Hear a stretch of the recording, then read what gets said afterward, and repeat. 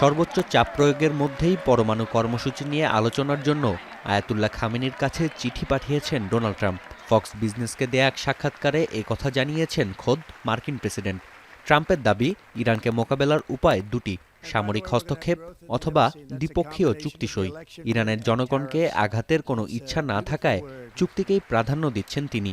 I would prefer to make a deal because I'm not looking to hurt Iran. They're great people. I know so many Iranians from this country. I hope that Iran, and I've written them a letter saying, I hope you're going to negotiate because if we have to go in militarily, it's going to be a terrible thing. Oval অফিসেও এ বিষয়ে সাংবাদিকদের সঙ্গে চর্চা করেন মার্কিন president. বলেন, কোনোভাবেই ইরানকে পরমাণু অস্ত্র তৈরি করতে দেয়া যাবে না। We're down to the final moments. We're at final moments. Can't let them have a nuclear weapon. I think that I would have had a deal within 1 month after the rigged election of 2020.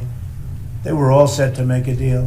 তবে জাতিসংঘের Iran মিশনের দাবি, এখনও কোনো চিঠি পাননি তারা। দেশটির পররাষ্ট্রমন্ত্রী জানিয়েছেন, সর্বোচ্চ চাপ প্রয়োগের নীতি ও হুমকির মধ্যে যুক্তরাষ্ট্রের সঙ্গে পরমাণু নিয়ে সমঝোতায় যাবে না ইরান। উত্তপ্ত মধ্যপ্রাচ্যে গাজা নিয়ে প্রতি মুহূর্তে বাড়ছে উত্তেজনা। উপত্যকা পুনর্গঠনে ট্রাম্পের প্রস্তাবের বিরোধিতায় নতুন প্রস্তাব নিয়ে বিশ্ববাসীর সমর্থন লাভের চেষ্টায় মিশর।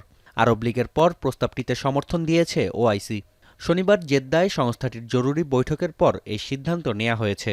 পরবর্তী ধাপ হিসেবে ইউরোপীয় ইউনিয়ন, রাশিয়া, চীন ও জাপানের সমর্থন লাভের চেষ্টা চালানো হবে বলে জানিয়েছেন মিশরের পররাষ্ট্রমন্ত্রী। কায়রোর প্রস্তাবকে স্বাগত জানিয়েছে বার্লিন।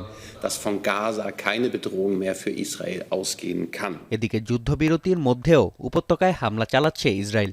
শুক্রবার আইডিএফের হামলায় গাজার মধ্যাঞ্চলে প্রাণ হারিয়েছেন বেশ কয়েকজন। ২রা মার্চ থেকে উপত্যকায় বন্ধ রয়েছে ত্রাণ সরবরাহ, যা শুরু করতে ইসরায়েলকে ৪ দিনের আল্টিমেটাম দিয়েছে হুতি বিদ্রোহী গোষ্ঠী। অন্যথায় লোহিত সাগর ও এডেন উপসাগরে চলাচলকারী বাণিজ্যিক জাহাজে চালানো হবে হামলা।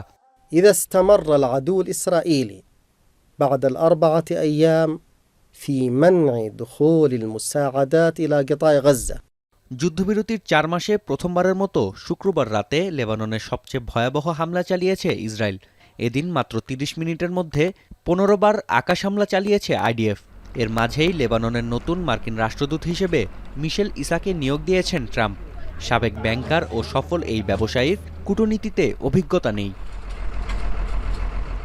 নাফি আরমান মনন, এখন বিশ্ব।